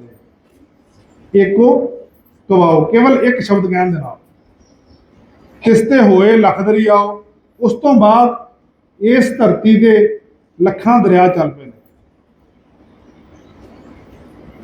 ਮੈਨੂੰ ਲੱਗਦਾ ਤੁਹਾਡੇ ਵਿੱਚੋਂ ਕੋਈ ਬੱਚਿਆਂ ਨੇ ਜੇ ਬਿਗ ਬੈਂਗ ਥਿਊਰੀ ਨਹੀਂ ਪੜ੍ਹੀ ਹੋਏਗੀ, ਜਿਹੜੀ ਸਾਇੰਟੀਫਿਕ ਥਿਊਰੀ ਹੈ ਕਿ ਕਿਵੇਂ ਦੁਨੀਆ ਹੋਂਦ ਵਿੱਚ ਆਈ ਹੈ। ਗੁਰੂ ਨਾਨਕ ਸਾਹਿਬ ਇਹਦੇ ਬਾਰੇ ਹੋਰ ਸਪਸ਼ਟ ਕਰਦੇ ਹੋਏ ਆਪਣੀ ਬਾਣੀ 'ਚ ਲਿਖਦੇ ਨੇ ਕਿ ਸਾਚੇ ਤੇ ਪਵਣਾ ਪਿਆ, ਪਵਨੇ ਤੇ ਜਲ ਹੋਏ, ਜਲ ਤੇ ਤ੍ਰਿਵਣ ਸਾਜਿਆ, ਰਕਤ ਬਿੰਦ ਕਰ ਸੋਏ। ਕਿ ਸੱਚ ਜਿਹੜਾ ਹੈ ਉਸ ਤੋਂ ਪਵਨ ਤੇ ਪਵਨ ਤੋਂ ਅੱਗੇ ਪਾਣੀ ਬਣਦਾ। ਜਿਹੜੀ ਏਅਰ ਹੈ ਉਹਦਾ ਫਾਰਮੂਲਾ ਕੀ ਹੈ? ਪਾਣੀ ਦਾ ਫਾਰਮੂਲਾ ਕੀ ਹੈ? H2O। H2O ਹਾਈਡਰੋਜਨ ਤੇ ਆਕਸੀਜਨ। ਹੁਣ ਗੁਰਬਾਣੀ ਇਹ ਕਹਿੰਦੀ ਹੈ ਕਿ ਪਾਣੀ, ਹਵਾ ਤੋਂ ਪਾਣੀ ਦੀ ਕ੍ਰੀਏਸ਼ਨ ਹੈ, ਪਾਣੀ ਤੋਂ ਜੀਵ ਦੀ ਕ੍ਰੀਏਸ਼ਨ। ਹਵਾ ਹੀ ਪਾਣੀ ਦੀ ਉਤਪਤੀ ਕਰਤਾ ਹੈ ਤੇ ਪਾਣੀ ਤੋਂ ਧਰਤੀ, ਧਰਤੀ ਤੋਂ ਜੀਵ। ਇਹ ਇੱਕ ਕ੍ਰੀਏਸ਼ਨ ਦਾ ਤਰੀਕਾ ਹੈ। ਜਿਹੜੀ ਸਾਇੰਸ ਦੀ ਅੱਜ ਮੰਨੀ ਜਾਣ ਵਾਲੀ ਥਿਊਰੀ ਹੈ, ਬਿਗ ਬੈਂਗ ਥਿਊਰੀ, ਉਹ ਵੀ ਇਸੇ ਥਿਊਰੀ ਨੂੰ ਹੀ ਮੰਨ ਕੇ ਚੱਲਦੀ ਹੈ ਕਿ ਇੱਕਦਮ ਸਾਰਾ ਕੁਝ ਨਹੀਂ ਬਣ ਗਿਆ। ਸਭ ਤੋਂ ਪਹਿਲਾਂ ਪਵਨ ਸੀ, ਪਵਨ ਤੋਂ ਪਾਣੀ, ਪਾਣੀ ਤੋਂ ਧਰਤੀ, ਧਰਤੀ ਤੋਂ ਜੀਵ ਬਣੇ। ਪਹਿਲਾਂ 1 ਸੈੱਲ ਵਾਲੇ ਜੀਵ ਬਣੇ, ਫਿਰ ਅਮੀਬਾ, ਫਿਰ ਇਹ ਤੋਂ ਡਬਲ ਸੈੱਲ, 3 ਸੈੱਲ, 4 ਸੈੱਲ, ਇਸ ਤਰ੍ਹਾਂ ਕਰਦੇ ਕਰਦੇ ਅੱਜ ਜਿੱਥੇ ਤੱਕ ਅਸੀਂ ਹਾਂ, ਇਹ ਇੱਕ ਐਵੋਲੂਸ਼ਨ ਥਿਊਰੀ ਹੈ। ਕੋਈ ਇੱਕਦਮ ਨਹੀਂ ਬਣ ਗਿਆ। ਲੇਕਿਨ ਗੁਰੂ ਨਾਨਕ ਸਾਹਿਬ ਬਾਣੀ ਦੇ ਵਿੱਚ ਵੀ ਇਸੇ ਗੱਲ ਨੂੰ ਸਾਡੇ ਸਾਹਮਣੇ ਰੱਖ ਰਹੇ ਨੇ ਤੇ ਅਸੀਂ ਇਸੇ ਗੁਰਬਾਣੀ ਦੇ ਆਧਾਰ ਤੇ ਹੀ ਅੱਜ ਸਾਇੰਸ ਨੂੰ ਇਹ ਕਹਿ ਰਹੇ ਹਾਂ ਕਿ ਜੋ ਸਾਇੰਸ ਦੱਸ ਰਹੀ ਹੈ ਉਹ ਗੁਰਬਾਣੀ ਦੇ ਵਿੱਚ ਪਹਿਲਾਂ ਹੀ ਅੰਕਿਤ ਹੈ। ਜੋ ਸਾਇੰਸ ਅੱਜ ਸਾਨੂੰ ਥਿਊਰੀਜ਼ ਦੇ ਰਹੀ ਹੈ ਉਹ ਗੁਰਬਾਣੀ ਦੇ ਵਿੱਚ ਸਭ ਕੁਝ ਪਹਿਲਾਂ ਹੀ ਮੌਜੂਦ ਹੈ। ਸਾਇੰਸ ਦੀ ਇੱਕ ਥਿਊਰੀ ਬਲੈਕ ਹੋਲ ਥਿਊਰੀ ਹੈ ਕਿ ਜਿੰਨਾ ਯੂਨੀਵਰਸ ਹੈ ਇਹ ਸਾਰਾ ਇੱਕ ਦਿਨ ਬਲੈਕ ਹੋਲ ਦੇ ਵਿੱਚ ਜਾ ਕੇ ਖਤਮ ਹੋ ਜਾਏਗਾ। ਬਲੈਕ ਹੋਲ ਦੇ ਵਿੱਚ ਜਾ ਕੇ ਸਾਰਾ ਯੂਨੀਵਰਸ ਨੇ ਇੱਕ ਦਿਨ ਸਮਾਪਤ ਹੋ ਜਾਣਾ। ਅਸੀਂ ਸੋਚਦੇ ਹਾਂ ਕਿ ਸੂਰਜ, ਚੰਦਰਮਾ, ਧਰਤੀ ਇਹ ਤਾਂ ਬੜੀ ਦੇਰ ਤੋਂ ਚੱਲ ਰਹੇ ਨੇ, ਇਹ ਸ਼ਾਇਦ ਕਦੀ ਇਨਫਾਈਨਾਈਟ ਨੇ, ਇਹ ਕਦੀ ਮੁੱਕ ਨਹੀਂ ਸਕਦੇ। ਲੇਕਿਨ ਸਾਇੰਸ ਸਾਨੂੰ ਦੱਸਦੀ ਹੈ ਕਿ ਇਹ ਵੀ ਖਤਮ ਹੋ ਰਹੇ ਨੇ। ਸੂਰਜ ਵੀ ਇੱਕ ਦਿਨ ਖਤਮ ਹੋ ਜਾਵੇਗਾ, ਧਰਤੀ ਵੀ ਇੱਕ ਦਿਨ ਖਤਮ ਹੋ ਜਾਏਗੀ। ਗੁਰੂ ਅਰਜਨ ਦੇਵ ਮਹਾਰਾਜ ਬਾਣੀ 'ਚ ਦੱਸਦੇ ਨੇ, ਘਟੰਤ ਰੂਪੰ ਘਟੰਤ ਦੀਪੰ ਘਟੰਤ ਰਵਸਾ ਸੂਰ ਨਖਤਰੈ। ਗੁਰੂ ਅਰਜਨ ਦੇਵ ਮਹਾਰਾਜ ਬਾਣੀ 'ਚ ਸਾਨੂੰ ਦੱਸਦੇ ਨੇ ਕਿ ਇਹ ਜੋ ਸੂਰਜ ਹੈ ਇਹ ਵੀ ਆਪਣੀ ਜ਼ਿੰਦਗੀ ਜਿਉ ਰਿਹਾ, ਇਹ ਵੀ ਇੱਕ ਦਿਨ ਖਤਮ ਹੋ ਜਾਏਗਾ। ਇਹ ਚੰਦਰਮਾ ਵੀ ਇੱਕ ਦਿਨ ਖਤਮ ਹੋ ਜਾਏਗਾ, ਇਹ ਪਲੈਨਟਸ ਵੀ ਇੱਕ ਦਿਨ ਖਤਮ ਹੋ ਜਾਣਗੇ, ਇਹ ਜਿਹੜੇ ਤਾਰੇ ਨੇ ਇਹ ਵੀ ਇੱਕ ਦਿਨ ਆਪਣੀ ਉਮਰ ਦੇ ਮੁਤਾਬਕ ਖਤਮ ਹੋ ਜਾਣਗੇ। ਇਹ ਰੋਜ਼ ਦੇ ਰੋਜ਼ ਘਟ ਰਹੇ ਨੇ। ਜੇਕਰ ਅਸੀਂ ਆਪਣੀ ਜ਼ਿੰਦਗੀ ਵੱਲ ਦੇਖੀਏ ਤਾਂ ਅਸੀਂ ਵੀ ਰੋਜ਼ ਦੇ ਰੋਜ਼ ਘਟ ਰਹੇ। ਜਦੋਂ ਮੇਰਾ ਬਰਥ ਹੋਇਆ ਸੀ, ਜਦੋਂ ਮੈਂ ਅੱਗੇ ਸਕੂਲ ਪੜ੍ਹਨ ਗਿਆ, ਫਿਰ ਮੈਂ ਕਾਲਜ ਗਿਆ, ਯੂਨੀਵਰਸਿਟੀ ਗਿਆ, ਯੂਨੀਵਰਸਿਟੀ ਦੇ ਅੱਗੇ ਮੈਂ ਜੌਬ ਤੇ ਗਿਆ, ਰੋਜ਼ ਦੇ ਰੋਜ਼ ਮੇਰੀ ਉਮਰ ਘਟਣ ਵੱਲ ਜਾ ਰਹੀ। ਹਰ ਚੀਜ਼ ਘਟ ਰਹੀ ਹੈ, ਹਰ ਚੀਜ਼ ਆਪਣੀ ਅੰਤ ਵੱਲ ਵੱਧ ਰਹੀ ਹੈ। ਇਹ ਥਿਊਰੀ ਜਿਹੜੀ ਅੱਜ ਸਾਇੰਸ ਦੇ ਰਹੀ ਹੈ, ਇਹ ਗੁਰੂ ਅਰਜਨ ਦੇਵ ਮਹਾਰਾਜ ਨੇ ਬਾਣੀ ਦੇ ਵਿੱਚ ਕਿੰਨੇ ਸੌ ਸਾਲ ਪਹਿਲਾਂ ਲਿਖ ਦਿੱਤੀ। ਸੋ ਸਾਨੂੰ ਗੁਰਬਾਣੀ ਨੂੰ ਬੱਚਿਓ ਪੜ੍ਹਨਾ ਚਾਹੀਦਾ। ਅਸੀਂ ਜਦੋਂ ਨਿਤਨੇਮ ਕਰਦੇ ਆ ਨਾ, ਜਪਜੀ ਸਾਹਿਬ ਪੜ੍ਹਦੇ ਹਾਂ, ਜਪਜੀ ਸਾਹਿਬ ਨੂੰ ਬਹੁਤ ਧਿਆਨ ਨਾਲ ਪੜ੍ਹੋ। ਗੁਰੂ ਨਾਨਕ ਦੇਵ ਮਹਾਰਾਜ 4 ਉਦਾਸੀਆਂ ਤੇ ਗਏ, ਮੈਂ ਪਹਿਲਾਂ ਤੁਹਾਡੇ ਨਾਲ ਗੱਲ ਕੀਤੀ। 4 ਉਦਾਸੀਆਂ ਤੇ ਜਾ ਕੇ ਉਹਨਾਂ ਨੇ ਹਰੇਕ ਧਰਮ ਦੇ ਵਿਦਵਾਨ ਦੇ ਨਾਲ ਜਾ ਕੇ ਚਰਚਾ ਕੀਤੀ ਤੇ ਹਰੇਕ ਧਰਮ ਦੇ ਵਿਦਵਾਨ ਨੂੰ ਨਿਰਉੱਤਰ ਕੀਤਾ। ਗੁਰੂ ਸਾਹਿਬ ਜਿੱਥੇ ਜਿੱਥੇ ਗਏ ਉੱਥੇ ਉੱਥੇ ਜਾ ਕੇ ਉਹਨਾਂ ਧਰਮਾਂ ਦੇ ਮੁਖੀਆਂ ਨੇ ਗੁਰੂ ਨਾਨਕ ਸਾਹਿਬ ਅੱਗੇ ਨਮਸਕਾਰ ਕੀਤੀ ਕਿ ਤੁਹਾਡੀ ਜਿੱਥੇ ਤੱਕ ਤੁਸੀਂ ਸੋਚਦੇ ਹੋ, ਜਿੱਥੋਂ ਤੱਕ ਤੁਸੀਂ ਪਰਮਾਤਮਾ ਨੂੰ ਜਾਣ ਲਿਆ, ਅਸੀਂ ਨਹੀਂ ਜਾਣ ਸਕਦੇ। ਸੋ ਗੁਰੂ ਨਾਨਕ ਦੇਵ ਮਹਾਰਾਜ ਨੇ 4 ਉਦਾਸੀਆਂ ਦੇ ਦੌਰਾਨ ਜਿੱਥੇ ਜਿੱਥੇ ਜਾ ਕੇ ਪ੍ਰਚਾਰ ਕੀਤਾ, ਉਸ ਥਾਂ ਤੇ ਜਾ ਕੇ ਉਹ ਸਾਰੇ ਹੀ ਐਜੂਕੇਸ਼ਨ ਦੇ ਉਹ ਸੈਂਟਰ ਸਨ ਜਿੱਥੇ ਬਹੁਤ ਜ਼ਿਆਦਾ ਵਿਦਵਾਨ ਚਰਚਾ ਕਰਦੇ ਸਨ। ਅਸੀਂ ਇਹ ਜਾਣਦੇ ਹਾਂ ਕਿ ਮੱਕੇ ਦੇ ਵਿੱਚ ਜਾ ਕੇ ਗੁਰੂ ਨਾਨਕ ਸਾਹਿਬ ਨੇ ਪੈਰ ਮੱਕੇ ਵੱਲ ਕੀਤੇ। ਅਸੀਂ ਪੜ੍ਹਿਆ ਸਾਰਿਆਂ ਨੇ। ਜਦੋਂ ਜੀਵਨਨਾਮੇ ਮੌਲਵੀ ਨੇ ਗੁਰੂ ਨਾਨਕ ਸਾਹਿਬ ਦੇ ਪੈਰ ਘੁਮਾਏ ਤੇ ਮੱਕਾ ਘੁੰਮ ਗਿਆ।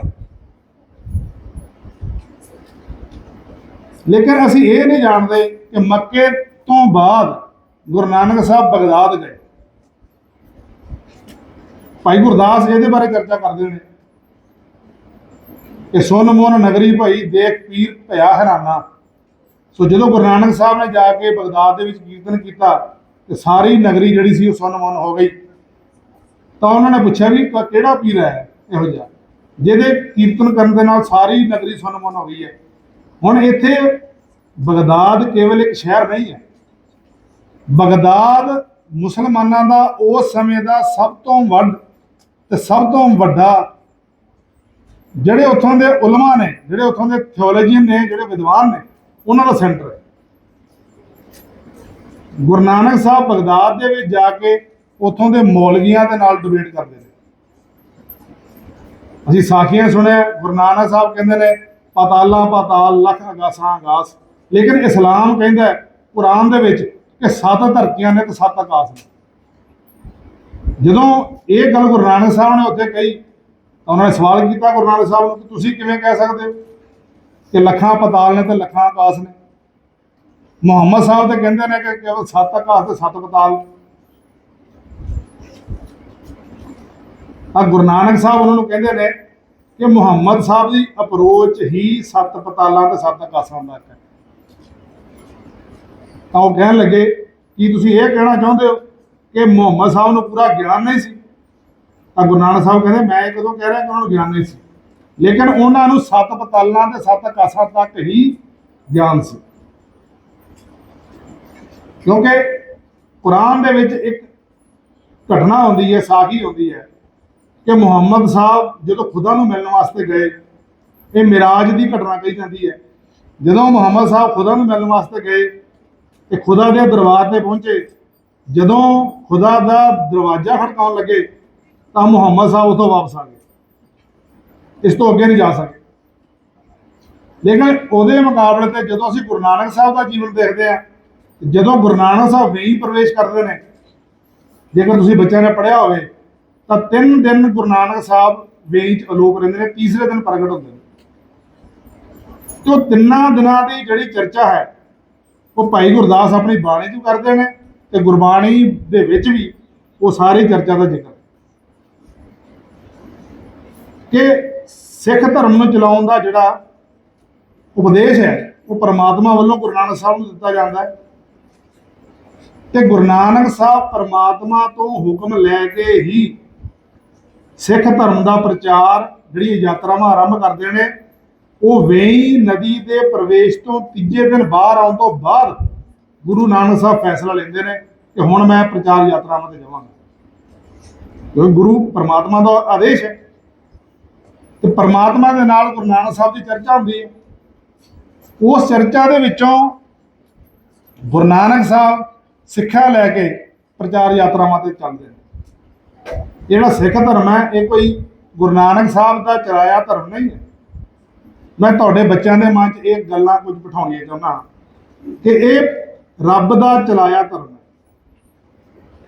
ਜਿਹੜੇ ਸਾਡੇ ਸਾਹਮਣੇ ਸੈਮਿਟਿਕ ਰਿਲੀਜਨ ਨੇ, ਜਿਨ੍ਹਾਂ ਨੂੰ ਅਸੀਂ ਯਹੂਦੀ ਧਰਮ ਕਹਿੰਦੇ ਆ, ਈਸਾਈ ਧਰਮ ਕਹਿੰਦੇ ਆ, ਮੁਸਲਿਮ ਧਰਮ ਕਹਿੰਦੇ ਆ, ਜਾਂ ਵੈਦਿਕ ਧਰਮ ਦੇ ਜਿਹੜੇ ਵੇਦ ਨੇ, ਉਹ ਕਿਹਾ ਜਾਂਦਾ ਹੈ ਕਿ ਉਹ ਪਰਮਾਤਮਾ ਤੋਂ ਆਏ ਨੇ, ਉਹ ਰਾਮ ਨੇ ਭੇਜੇ ਨੇ, ਅੱਲਾਹ ਨੇ ਭੇਜੇ ਨੇ, ਖੁਦਾ ਨੇ ਭੇਜੇ ਨੇ, ਪਰਮੇਸ਼ਰ ਨੇ ਭੇਜੇ ਨੇ।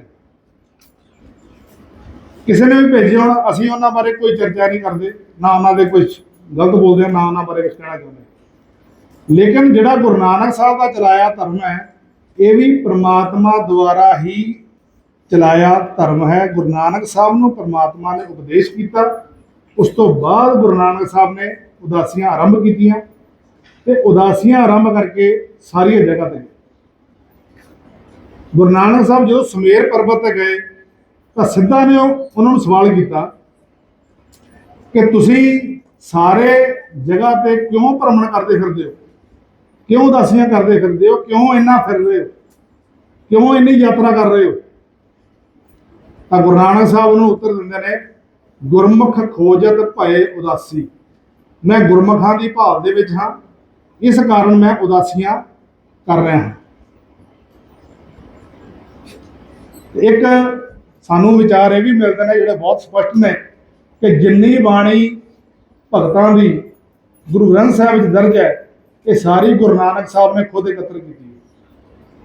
ਕਿਉਂਕਿ ਜਦੋਂ ਗੁਰੂ ਨਾਨਕ ਸਾਹਿਬ ਮੱਕੇ ਦੀ ਯਾਤਰਾ ਤੇ ਜਾਂਦੇ ਨੇ ਤਾਂ ਭਾਈ ਗੁਰਦਾਸ ਲਿਖਦੇ ਨੇ ਕਿ ਉਹਨਾਂ ਦੇ ਹੱਥ ਦੇ ਵਿੱਚ ਇੱਕ ਆਸਾ ਹੈ ਤੇ ਕਛ ਦੇ ਵਿੱਚ ਕਿਤਾਬ, ਆਸਾ ਹੱਥ, ਕਿਤਾਬ ਕਛ।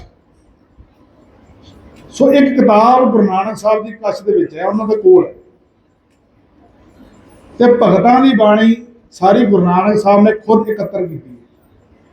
ਇਹ ਕਿਸੇ ਨੇ ਇਕੱਤਰ ਨਹੀਂ ਕੀਤੀ, ਜਾਂ ਗੁਰੂ ਅਰਜਨ ਦੇਵ ਮਹਾਰਾਜ ਨੇ ਵੀ ਕੀਤੀ ਹੋਏਗੀ, ਅਸੀਂ ਨਹੀਂ ਉਹਨਾਂ ਦਾ ਨਾਂ ਕਰਦੇ, ਪਰ ਗੁਰੂ ਨਾਨਕ ਦੇਵ ਮਹਾਰਾਜ ਦਾ ਪਹਿਲਾ ਯਤਨ ਸੀ ਜਿਹੜੀ ਉਹਨਾਂ ਨੇ ਯਾਤਰਾਵਾਂ ਕਰਕੇ ਬਾਣੀ ਨੂੰ ਇਕੱਤਰ ਕੀਤਾ।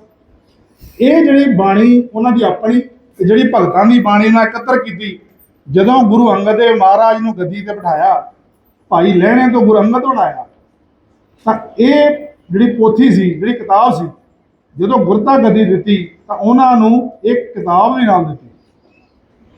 ਇਹ ਬਾਣੀ ਉਹਨਾਂ ਨੂੰ ਫੜਾਈ ਉਹਨਾਂ ਗੁਰੂ ਸਾਹਿਬ ਨੇ ਕਿ ਇਹ ਜਿਹੜੀ ਬਾਣੀ ਹੈ ਇਹ ਨਿਰੰਤਰਤਾ ਦੇ ਵਿੱਚ ਚੱਲਦੀ ਹੈ, ਇਹ ਅੱਗੇ ਚੱਲੇਗੀ।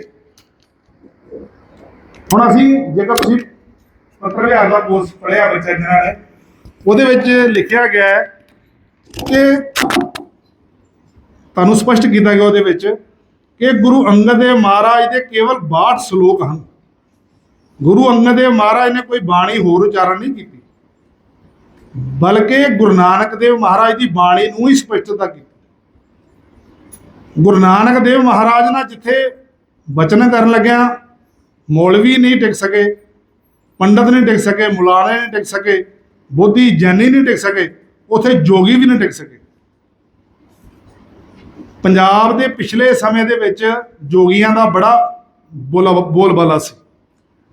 ਸਾਡੇ ਪਿੰਡਾਂ ਸਾਰਿਆਂ ਦੇ ਨੇੜੇ ਨੇੜੇ ਜੋਗੀ ਆਸਣ ਬਣੇ ਹੋਏ ਸਨ। ਉਹਨਾਂ ਜੋਗੀ ਆਸਣਾਂ ਦੇ ਵਿੱਚ ਜੋਗੀ ਆਪਣੇ ਧਰਮ ਦਾ ਪ੍ਰਚਾਰ ਕਰਦੇ ਸਨ, ਮੰਗਣ ਆਉਂਦੇ ਸਨ ਪਿੰਡਾਂ ਦੇ ਵਿੱਚ।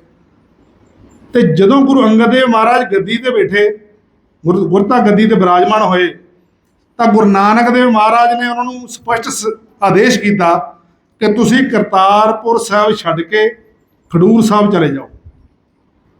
ਬਾਣੀ 'ਚ ਆਉਂਦਾ ਹੈ, ਫੇਰ ਵਸਾਇਆ ਫੇਰ ਆਨ ਸਤਿਗੁਰ ਖਡੂਰ। ਗੁਰੂ ਨਾਨਕ ਸਾਹਿਬ ਤੋਂ ਆਦੇਸ਼ ਲੈ ਕੇ ਗੁਰੂ ਅੰਗਦ ਦੇਵ ਮਹਾਰਾਜ ਕਰਤਾਰਪੁਰ ਸਾਹਿਬ ਤੋਂ ਖਡੂਰ ਸਾਹਿਬ ਆ ਗਏ। ਹੁਣ ਜਿਹੜੇ ਧਰਮਾਂ ਦੇ ਵਿਦਵਾਨ ਗੁਰੂ ਨਾਨਕ ਸਾਹਿਬ ਕੋਲੋਂ ਡਿਬੇਟ 'ਚ ਪਿੱਛੇ ਰਹਿ ਗਏ ਸਨ, ਉਹਨਾਂ ਨੇ ਸੋਚਿਆ ਕਿ ਹੁਣ ਤੇ ਗੁਰੂ ਨਾਨਕ ਨਹੀਂ ਹਨ, ਹੁਣ ਤਾਂ ਗੁਰੂ ਅੰਗਦ ਗੱਦੀ ਤੇ ਬੈਠ ਗਏ ਹਨ, ਹੁਣ ਕਿਉਂ ਨਾ ਇਹਨਾਂ ਕੋਲ ਚੱਲੀਏ ਤੇ ਇਹਨਾਂ ਨੂੰ ਡਿਬੇਟ 'ਚ ਹਰਾਈਏ। ਇਹ ਸਾਡੇ ਕੇ ਟਿਕ ਨਹੀਂ ਸਕਣਗੇ, ਇਹ ਗੁਰੂ ਨਾਨਕ ਸਾਹਿਬ ਦਾ ਮੁਕਾਬਲਾ ਨਹੀਂ ਕਰ ਸਕਦੇ। ਲੇਕਿਨ ਇਤਿਹਾਸ ਗਵਾਹ ਹੈ ਕਿ ਜਦੋਂ ਉਹ ਜੋਗੀ, ਉਹ ਪੰਡਤ, ਉਹ ਮੁਲਾਣੇ ਗੁਰੂ ਅੰਗਦ ਦੇਵ ਮਹਾਰਾਜ ਦੇ ਦਰਬਾਰ 'ਚ ਖਡੂਰ ਸਾਹਿਬ ਆਏ, ਤੇ ਜਦੋਂ ਗੁਰੂ ਅੰਗਦ ਦੇਵ ਮਹਾਰਾਜ ਨਾਲ ਚਰਚਾ ਕੀਤੀ ਤਾਂ ਉਹ ਗੁਰੂ ਅੰਗਦ ਦੇਵ ਮਹਾਰਾਜ ਦੇ ਅੱਗੇ ਵੀ ਨਿਰੰਤਰ ਹੋ ਗਏ। ਤੇ ਇਹ ਇਤਿਹਾਸ 'ਚ ਮਿਲਦਾ ਹੈ ਕਿ ਉਹ ਸਾਰੇ ਇਹ ਮੰਨ ਕੇ ਗਏ ਕਿ ਗੁਰੂ ਨਾਨਕ ਦੇਵ ਮਹਾਰਾਜ ਨੇ ਜਿਨ੍ਹਾਂ ਨੂੰ ਗੱਦੀ ਤੇ ਬਿਠਾਇਆ ਹੈ, ਗੁਰੂ ਅੰਗਦ ਦੇਵ ਮਹਾਰਾਜ ਨੂੰ, ਉਹ ਵਾਕਿਆ ਹੀ ਗੁਰਗੱਦੀ ਦੇ ਯੋਗ ਹਨ।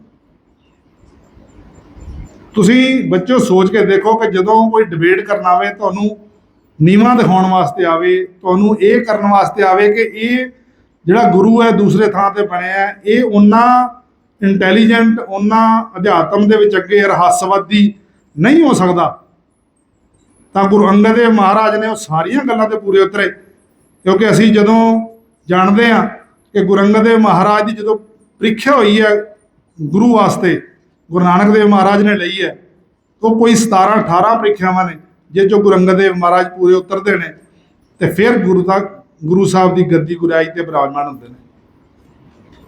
ਸੋ ਬੱਚੇ, ਜ਼ਰੂਰੀ ਹੈ ਤੁਸੀਂ ਵਿੱਦਿਆ ਗ੍ਰਹਿਣ ਕਰ ਰਹੇ ਹੋ, ਮੈਂ ਵਿੱਦਿਆ ਤੇ ਹੀ ਕੰਸਲਟ ਕਰ ਰਿਹਾ ਕਿ ਵਿੱਦਿਆ ਤੋਂ ਬਿਨਾਂ ਕੁਝ ਨਹੀਂ ਹੈ। ਵਿੱਦਿਆ ਹੀ ਇੱਕ ਚਾਨਣ ਹੈ, ਉਹੀ ਤੁਹਾਨੂੰ ਅੱਗੇ ਐਨਲਾਈਟਨਮੈਂਟ ਕਰਦਾ ਹੈ ਕਿ ਦੁਨੀਆ 'ਚ ਕਿਵੇਂ ਜਿਉਣਾ ਹੈ, ਦੁਨੀਆ ਦੇ ਵਿੱਚ ਕਿਰਤ ਚੰਗੀ ਕਿਵੇਂ ਕਰਨੀ ਹੈ, ਅਸੀਂ ਦੁਨੀਆ ਦੇ ਵਿੱਚ ਸਨਮਾਨ ਕਿਵੇਂ ਪਾਉਣਾ ਹੈ, ਤੇ ਕਿਵੇਂ ਸਾਰਾ ਕੁਝ ਕਰਦੇ ਹਾਂ, ਆਪਣਾ ਪਰਿਵਾਰ ਚਲਾਉਂਦੇ ਹਾਂ, ਕਿਰਤ ਕਰਦੇ ਹਾਂ, ਧਰਮ ਨਿਭਾਉਂਦੇ ਹਾਂ, ਕਿਵੇਂ ਹਰੇਕ ਪੱਖ ਦੇ ਵਿੱਚ ਕਾਮਯਾਬ ਹੋਣਾ।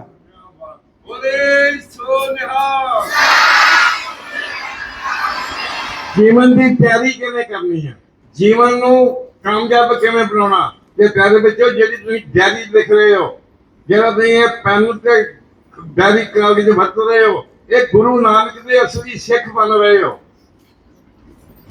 ਔਰ ਇਹੀ ਗੱਲ ਡਾਇਰੀ ਦੀ, ਇਹੋ ਹੀ ਗੱਲ ਬਾਨਾ ਦੀ। ਬਾਕੀ ਜਿਹੜੇ ਜਿੰਨੇ ਵੀ ਦੂਸਰੇ ਗੁਰੂ ਗ੍ਰੰਥ ਸਾਹਿਬ ਦੇ ਵਿੱਚ ਆਓ, ਦੇਖੋ ਕਿੰਨੇ ਆ, 35-36। ਉਹ ਮਹਾਂਪੁਰਖ ਦੇਖੋ, ਉਹਨਾਂ ਸਾਰਿਆਂ ਨੇ ਹੀ ਆਪਣੇ ਆਪਣੇ ਕੋਲ ਡਾਇਰੀਆਂ ਲਾਈਆਂ ਸੀਗੀਆਂ, ਤੇ ਉਹਨਾਂ ਡਾਇਰੀਆਂ ਤੋਂ ਹੀ ਗੁਰੂ ਅਰਜਨ ਦੇਵ ਜੀ ਨੇ ਸਾਡੇ ਕੋਲ ਗੁਰੂ ਗ੍ਰੰਥ ਸਾਹਿਬ ਮਹਾਰਾਜ ਦਾ ਜਿਹੜਾ ਸਰੂਪ ਅੱਜ ਨਮਸਕਾਰ ਕਰਦੇ ਹਾਂ, ਇਹ ਗੁਰੂ ਅਰਜਨ ਦੇਵ ਮਹਾਰਾਜ ਦੀ ਦੇਣ ਹੈ। ਇਹ ਆ ਸਾਰੀ ਫਿਲਾਸਫੀ, ਇਹ ਆ ਸਾਰੀ ਆਈਡੀਓਲੋਜੀ, ਇਹ ਆ ਸਾਰੀ ਵਿਚਾਰਧਾਰਾ ਤਾਈਓ ਕਿਆ ਥਾਲ ਵੇਚਣ ਵਸਤੂ ਪਾਈਓ। ਸੋ ਮਹਾਂਪੁਰਖਾਂ ਦਾ ਬਹੁਤ ਬਹੁਤ ਧੰਨਵਾਦ, ਤੇ ਪਿਆਰੇ ਬੱਚਿਓ ਤੁਹਾਡਾ ਵੀ ਬਹੁਤ ਬਹੁਤ ਧੰਨਵਾਦ। ਤੁਸੀਂ ਵੀ ਬੜੀ ਇਕਾਗਰਤਾ ਦੇ ਨਾਲ ਇਹ 3 ਘੰਟੇ ਗੁਜ਼ਾਰਦੇ ਆ, ਤੇ ਇਹਨਾਂ ਨੇ 5 ਘੰਟੇ ਗੁਜ਼ਾਰਦੇ ਆ, ਹੁਣ ਸਿਰਫ 5 ਮਿੰਟ ਆ।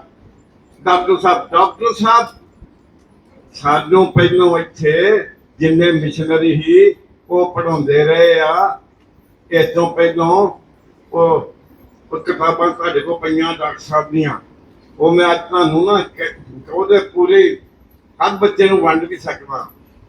ਹੁਣ ਗੁਰੂ ਅੰਗਦ ਦੇਵ ਮਹਾਰਾਜ ਨੇ, ਤੁਸੀਂ ਜਾਣਦੇ ਹੋ, ਖਡੂਰ ਸਾਹਿਬ ਦੇ ਵਿੱਚ ਹੀ ਬੱਚਿਆਂ ਨੂੰ 35 ਸਿਖਾਉਣੀ ਆਰੰਭ ਕੀਤੀ। 35 ਮਤਲਬ ਊੜਾ ਐੜਾ ਈੜੀ ਸੱਸਾ ਹਾ। ਜਿਸ ਗੁਰਮੁਖੀ ਲਿਪੀ ਕਿਹਾ ਜਾਂਦਾ ਹੈ ਇਹਨੂੰ, ਅਸੀਂ ਪੰਜਾਬੀ ਬੋਲਦੇ ਆ ਲੇਕਿਨ ਇਹ ਗੁਰਮੁਖੀ ਲਿਪੀ ਹੈ। ਊੜਾ ਐੜਾ ਈੜੀ ਸੱਸਾ ਹੈ ਸਾਰਾ 35 ਅੱਖਰ ਗੁਰਮੁਖੀ ਲਿਪੀ ਨੇ।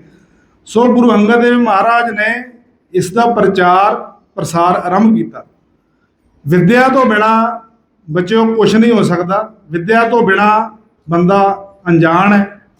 ਤੇ ਖਾਸ ਕਰਕੇ ਅੱਜ ਦੇ ਯੁੱਗ 'ਚ, ਜਿਸ ਯੁੱਗ 'ਚ ਤੁਸੀਂ ਜੀ ਰਹੇ ਹੋ, ਉਸ ਦੇ ਯੁੱਗ ਦੇ ਵਿੱਚ ਤੇ ਵਿਦਿਆ ਤੋਂ ਬਿਨਾ ਬੱਚੇ ਨੂੰ ਉਹ ਆਪਣੀ ਜ਼ਿੰਦਗੀ ਵੀ ਚੰਗੀ ਤਰ੍ਹਾਂ ਨਹੀਂ ਜੀ ਸਕਦਾ, ਬਲਕਿ ਉਹ ਇਹ ਫੈਸਲਾ ਵੀ ਨਹੀਂ ਲੈ ਸਕਦਾ ਕਿ ਜੇਕਰ ਮੈਂ ਮੋਬਾਈਲ ਚਲਾ ਰਿਹਾ ਤਾਂ ਮੈਂ ਮੋਬਾਈਲ ਦੇ ਵਿੱਚ ਰੀਚਾਰਜ ਕਿੰਨੇ ਦਾ ਕਰਾਉਣਾ ਹੈ। ਉਹਨੂੰ ਇਹ ਵੀ ਨਹੀਂ ਪਤਾ ਲੱਗ ਸਕਦਾ।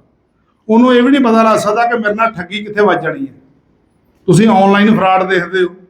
ਇਸ ਕਰਕੇ ਜਿਸ ਤਰ੍ਹਾਂ ਦਾ ਯੁੱਗ 'ਚ ਅਸੀਂ ਜੀ ਰਹੇ ਹਾਂ, ਉਸ ਯੁੱਗ ਦੇ ਵਿੱਚ ਇਹ ਬਹੁਤ ਜ਼ਰੂਰੀ ਹੈ ਕਿ ਤੁਸੀਂ ਵਿੱਦਿਆ ਗ੍ਰਹਿਣ ਕਰੋ। ਤੇ ਵਿੱਦਿਆ ਅਸੀਂ ਕਹਿੰਦੇ ਹਾਂ ਤੀਜਾ ਨੇਤਰ ਹੈ ਤੁਹਾਡਾ। ਉਹਦੇ ਨਾਲ ਅਸੀਂ ਡਿਸੀਜ਼ਨ ਲੈਣੇ ਨੇ ਕਿ ਕਿਹੜਾ ਕੰਮ ਮੇਰੇ ਵਾਸਤੇ ਚੰਗਾ ਹੈ, ਕਿਹੜਾ ਮਾੜਾ ਹੈ। ਗੁਰਬਾਣੀ ਦੀ ਸਿੱਖਿਆ ਤੇ ਅਮਲ ਕਰਨਾ ਹੈ, ਗੁਰਬਾਣੀ ਦੇ ਅਨੁਸਾਰ ਜੀਵਨ ਬਤੀਤ ਕਰਨਾ ਹੈ। ਗੁਰਬਾਣੀ ਹੀ ਜੀਵਨ ਜਾਚ ਹੈ। ਜਿਹੜੀ ਰਹਿਤ ਮਰਿਆਦਾ ਹੈ ਮੁੱਖ ਤੌਰ ਤੇ ਉਹ ਸਾਡੀ ਗੁਰਬਾਣੀ ਹੈ। ਗੁਰਬਾਣੀ ਨੇ ਹੀ ਸਾਨੂੰ ਦੱਸਣਾ ਹੈ ਕਿ ਕਿਵੇਂ ਅਸੀਂ ਜੀਵਨ ਦੇ ਵਿੱਚ ਵਿਚਰਦੇ ਹਾਂ, ਪਰਮਾਤਮਾ ਤੱਕ ਪਹੁੰਚਣਾ ਹੈ, ਕਿਵੇਂ ਅਸੀਂ ਜੀਵਨ ਦੇ ਵਿੱਚ ਵਿਚਰਦੇ ਹਾਂ, ਕਿਰਤ ਕਰਨੀ ਹੈ, ਨਾਮ ਜਪਣਾ ਹੈ ਤੇ ਵੰਡ ਛਕਣਾ ਹੈ। ਇਹ ਸਿੱਖੀ ਦਾ ਮੇਨ ਸਿਧਾਂਤ ਹੈ। ਕਿਰਤ ਤੋਂ ਕਦੀ ਨਹੀਂ ਭੱਜਣਾ, ਕਦੀ ਵੀ ਆਲਸੀ ਜੀਵਨ ਨਹੀਂ ਬਤੀਤ ਕਰਨਾ, ਹਮੇਸ਼ਾ ਨਾਮ ਜਪਣਾ ਹੈ ਤੇ ਜਿਹੜੀ ਕਿਰਤ ਕਰਕੇ ਕਮਾਈ ਕੀਤੀ ਹੈ ਉਹਨੇ ਚੋਂ ਸਾਰਿਆਂ ਨਾਲ ਵੰਡ ਕੇ ਛਕਣਾ ਹੈ। ਇਹ ਤੁਹਾਡਾ ਜਿਹੜਾ ਕਾਲਜ ਹੈ, ਸਕੂਲ ਹੈ, ਇਹ ਤੁਹਾਨੂੰ ਸਭ ਤੋਂ ਵਧੀਆ ਸਿੱਖਿਆ ਇਸ ਗੱਲ ਦੀ ਦਿੰਦਾ ਹੈ। ਇਹਨੂੰ ਜੀਵਨ ਦੇ ਵਿੱਚ ਢਾਲੋ ਤੇ ਹੋਰਨਾਂ ਵਾਸਤੇ ਪ੍ਰੇਰਨਾ ਸਰੋਤ ਬਣੋ। ਤੁਸੀਂ ਤੇ ਇੱਥੇ ਸਿੱਖਿਆ ਲੈ ਹੀ ਰਹੇ ਹੋ, ਲੇਕਿਨ ਆਪਣੀ ਅਗਲੀ ਜ਼ਿੰਦਗੀ ਦੇ ਵਿੱਚ ਜਾ ਕੇ ਹੋਰਨਾਂ ਤੱਕ ਵੀ ਚਾਨਣ ਫੈਲਾਓ। ਇਹੋ ਹੀ ਇਸ ਕਾਲਜ ਦਾ, ਇਸ ਸਕੂਲ ਦਾ ਮੁੱਖ ਉਦੇਸ਼ ਹੈ। ਇੱਥੇ ਸਮਾਪਤੀ ਭੁੱਲ ਚੁੱਕ ਦੀ ਖਿਮਾ। ਵਾਹਿਗੁਰੂ ਜੀ ਕਾ ਖਾਲਸਾ, ਵਾਹਿਗੁਰੂ ਜੀ ਕੀ ਫਤਿਹ।